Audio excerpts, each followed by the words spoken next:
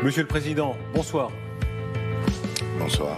Vous dirigez Félix Tshisekedi, un des États majeurs de l'Afrique, 100 millions de concitoyens, c'est le plus grand État francophone du monde, acteur mondial important avec la Chine, la Russie, la France d'abord, votre visite ici à Paris, Paris qui vous soutient contre les menées du Rwanda. Vous insistez souvent sur le deux poids, deux mesures dans ce qui se passe en Ukraine, en Palestine, chez vous. Précisez en quoi? Dans la mesure où il y a agression, et en plus de ça, ça fait 30 ans que cette situation perdure, et nous sommes à 10 millions de morts, et aujourd'hui, toutes les preuves sont administrées que le Rwanda est présent sur notre sol par son armée, que le Rwanda soutient une milice qui commet des crimes, des massacres en République démocratique du Congo, et il n'y a même pas un seul début de sanctions, alors que pour la même chose en Russie et pour beaucoup moins de morts, en Ukraine plutôt, on a eu beaucoup plus de sanctions. Et est-ce que ça résonne et des sanctions à n'en pas finir. Dans le Sud global, comme on dit, est-ce que ça marque les esprits?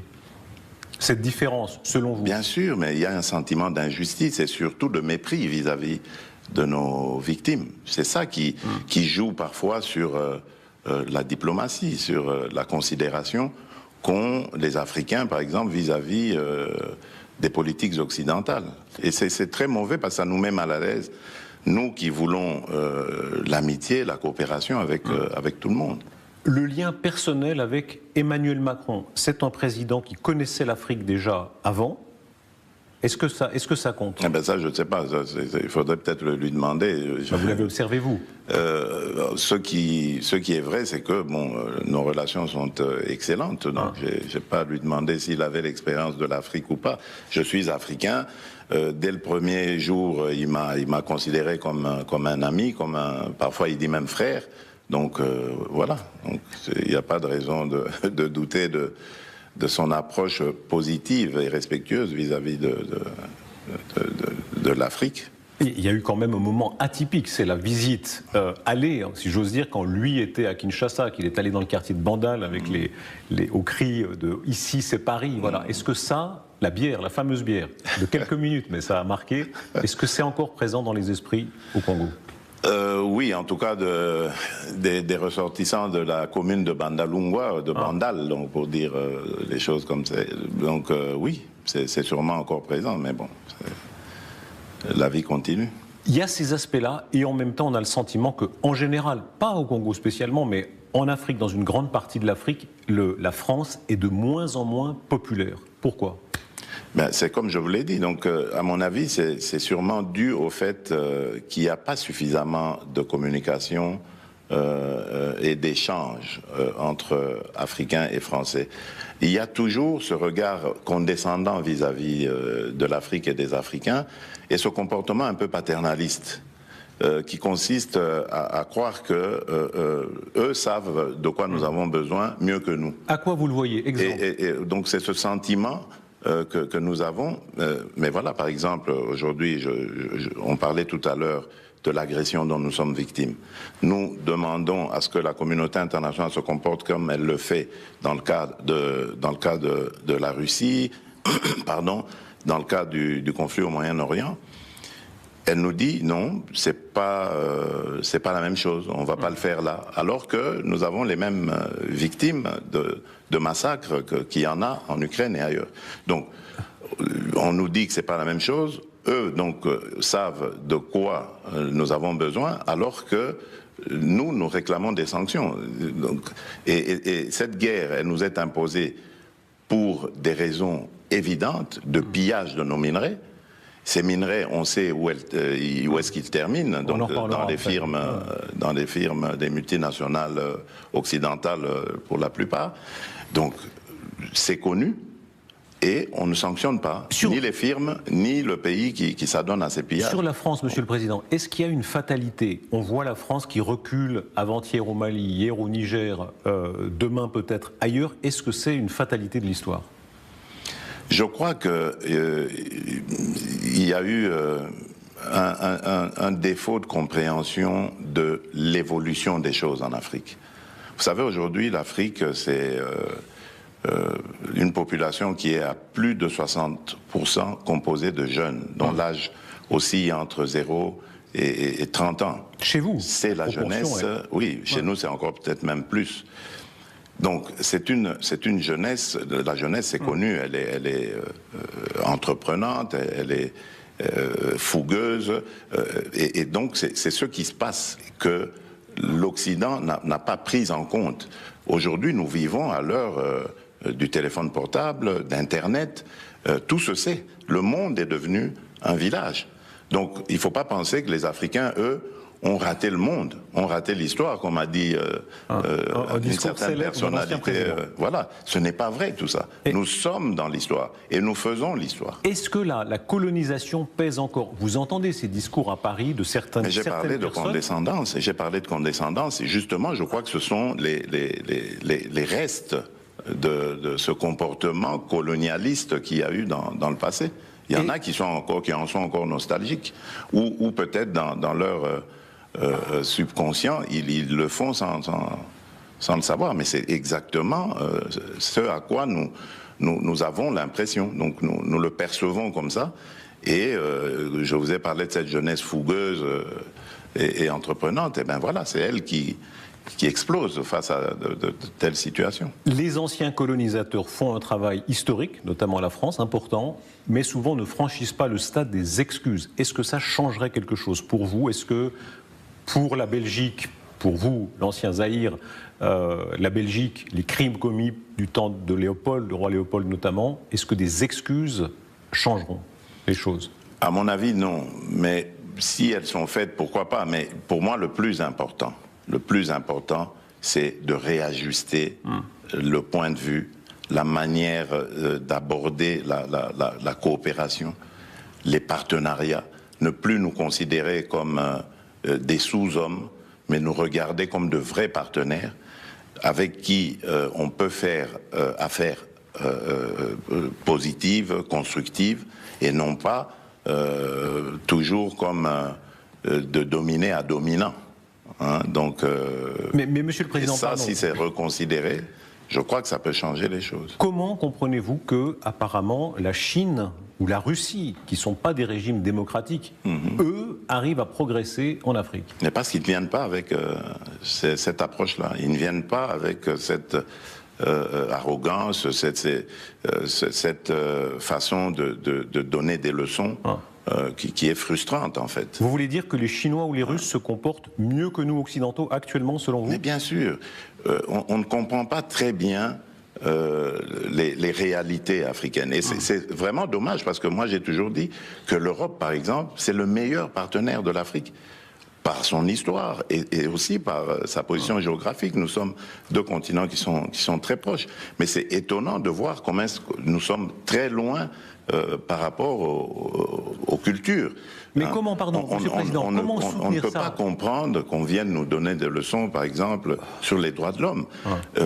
Mon régime, mon pouvoir, mais il est respectueux des droits de l'homme. Je viens moi-même, je suis issu d'un mouvement politique qui s'est battu des décennies entières pour ou contre les violations des droits de l'homme. Mais lorsque nous arrivons et que il y a la justice qui arrête des personnalités, quelles qu'ils soient, parce qu'elles ont commis des fautes, et qu'on nous donne des leçons, on vient nous... Alors que ça se passe de la même manière ailleurs. Ici, en France, on a arrêté, on a poursuivi des journalistes, c'est arrivé. Mais quand ça arrive au Congo, ça y est... Peut-être en France, mais pas dans la même mesure que dans l'immense dictature chinoise ou en Russie. On parle de la RDC ici. Mais Monsieur le Président, que répondre à ceux qui vous diront, très bien, mais ça n'est pas moral. La Chine, c'est une dictature colossale. Les Ouïghours, l'apologie des crimes de Mao... moi je ne suis pas là pour parler de la Chine. Ça ne vous gêne pas? Je suis désolé. Je ne suis pas là pour donner mon opinion sur la Chine. La Chine, elle fait ce qu'elle veut de ses concitoyens. Et encore, je ne pense pas que le président Xi Jinping, président de la Chine, est là pour faire le choix de laquelle des communautés de ses compatriotes et avec laquelle il veut travailler. Donc, vous le savez bien, oui. Il y a une pense... accusation très grave de génocide. Ah non, mais ça, moi, j'ai pas de preuves, donc je ne m'avance pas sur ce genre de choses. Si vous en avez, brandissez-les-moi, et je vais condamner tout de suite. On a parlé abondamment, mais la presse, on sait ce que c'est aujourd'hui. La presse, on sait la manipuler. Nous en avons des preuves. Ça, ce sont des faits. Mais voilà. Expliquez-nous comment. C'est un débat dans lequel moi, je ne suis pas chinois. Je ne connais pas les problèmes culturels et autres qu'il y a en Chine. Donc, avant de juger, je dois m'en imprégner. Est-ce qu'il est tant vrai... que j'ai pas de preuves et d'éléments, je ne peux pas m'avancer. C'est la moindre des choses. Les faits sont là, mais est-ce qu'il est vrai que pour beaucoup d'Africains, la Chine est un modèle de développement aujourd'hui? Bien sûr, mais pas que pour les Africains, même pour les autres continents. La Chine a étonné le monde. Elle s'est à l'abri de nos regards développée en interne pendant qu'elle donnait l'impression de s'être fermée du monde. Mais lorsqu'elle s'est ouverte au monde, tout le monde, pas que les Africains, tout le monde était impressionné par cette...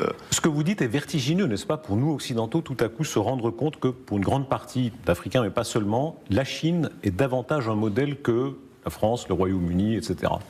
Je crois de développement, parce que on peut aussi s'inspirer d'autres modèles ici en France. Il y a des choses qui réussissent culturellement, technologiquement. Enfin, il y a plein de choses qu'on peut prendre en exemple.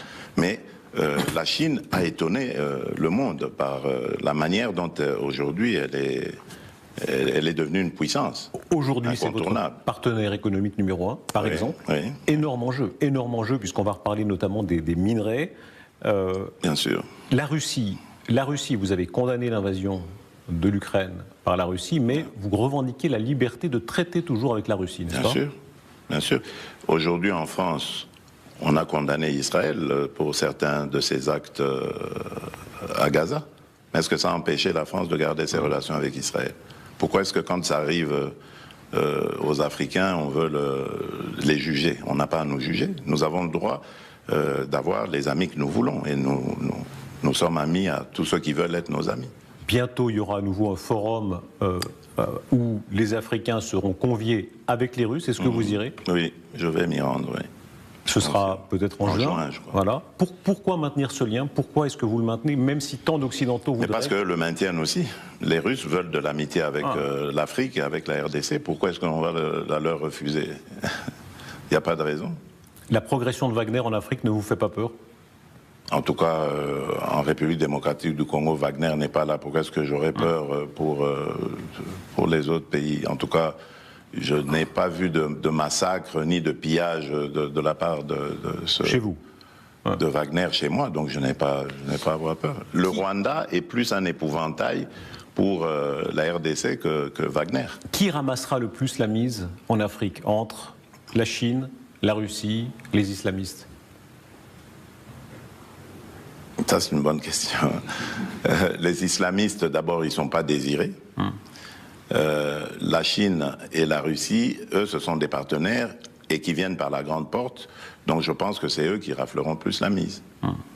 Voilà. Le fait que ce soit au détriment des démocraties ne vous gêne pas? Que ce soit des régimes autoritaires? C'est quoi la démocratie? Alors, il y a une différence. Quand on vit dans une démocratie ou dans une dictature, je vous assure qu'il y a une grande différence. C'est vrai que, permettez-moi d'inverser un peu les rôles, c'est quoi la démocratie? Je me suis rendu en Chine au mois de mai dernier, de l'année passée, et donc j'ai vu des Chinois à qui j'ai parlé en aparté, qui m'ont dit qu'ils étaient heureux de vivre dans leur pays et dans le système dans lequel ils sont. Qui suis-je pour aller juger ce système et dire qu'il n'est pas démocratique? C'est malheureux, ils sont déportés, arrêtés, torturés. Voyez-vous ça? Non, je ne sais pas, sincèrement. Oui, Tiananmen, mais c'est une manifestation comme toute autre. Il y en a eu ici. N'y a-t-il pas eu de manifestations à Paris qui ont causé des morts? N'y en a-t-il pas eu? Vous croyez vraiment qu'on a enterré les gens comme à Tiananmen au bord des routes et de cette faççon-là qu'on écrase? Mais moi, vous avez des preuves de tout ça. C'est grave ce que vous dites. Est-ce que ça montre? Moi, je n'ai aucun élément pour dire ce que vous dites. Pourtant, j'ai longtemps vécu en Belgique. J'étais en Belgique à ce moment-là. Je n'ai pas vu ça. Donc moi, je n'ai pas parlé de ces choses-là. Je vous ai dit, moi, je me méfie aujourd'hui des médias parce qu'on peut faire dire tout ce qu'on veut aux médias tant qu'on a les moyens. Ouais. Donc, moi, je regarde les choses avec mes yeux, pas avec les yeux des autres. Évidemment, on pensera que c'est un irrespect des victimes, parce que ce sont quand même des crimes très graves qui ont été commis. De preuve qu'il y a des... Vous êtes libre de penser, c'est votre liberté à vous, mais évidemment, vu d'Occident, on se dit que le Sud global est en train de faire reculer la démocratie. Mais non, quand on entend pas du tout. Mais je vais vous dire aussi une chose, puisqu'on est en train de parler de valeurs. Aujourd'hui, les crimes en République démocratique du Congo sont documentés, avérés. Et le responsable ou un des responsables est connu, c'est le Rwanda. Aucune sanction. Zéro. Mais vous venez me parler d'une situation qui a eu lieu en Chine, à l'époque où d'ailleurs la Chine était fermée au monde. Et toujours maintenant. Oui. Où, non, vous avez parlé de Tiananmen. Oui. À l'époque où la Chine était fermée au monde, où aucun journaliste occidental, ou s'il y en avait la liberté de filmer tout ce que vous dites, vous affirmez ce que vous voulez affirmer, et vous voulez qu'on ait une réaction beaucoup plus virulente vis-à-vis de ça, alors qu'il y a de l'autre côté des faits avérés où il y a zéro réaction. Monsieur le Président, soyons sérieux. La réalité, on ne peut pas réviser la réalité des crimes qui sont réels. Mais puisqu'on parle effectivement de ce qui se passe au Congo, parlons de ça précisément. Les minerais qui sont sur votre sol, qui sont très visiblement utilisés via le Rwanda et commercialement par Apple. C'est une plainte. C'est une plainte que vous, l'État congolais, vous avez déposée, n'est-ce pas? Que fait Apple exactement? Expliquez-nous, selon vous, ce qu'il est en train de faire. Mais il fabrique des téléphones. Qu'est-ce que vous voulez? Vous avez sûrement un téléphone Apple. Ça veut dire que dans l'iPhone que nous possédons... il y a du sang des victimes congolaises. Et ça, vous en êtes sûr?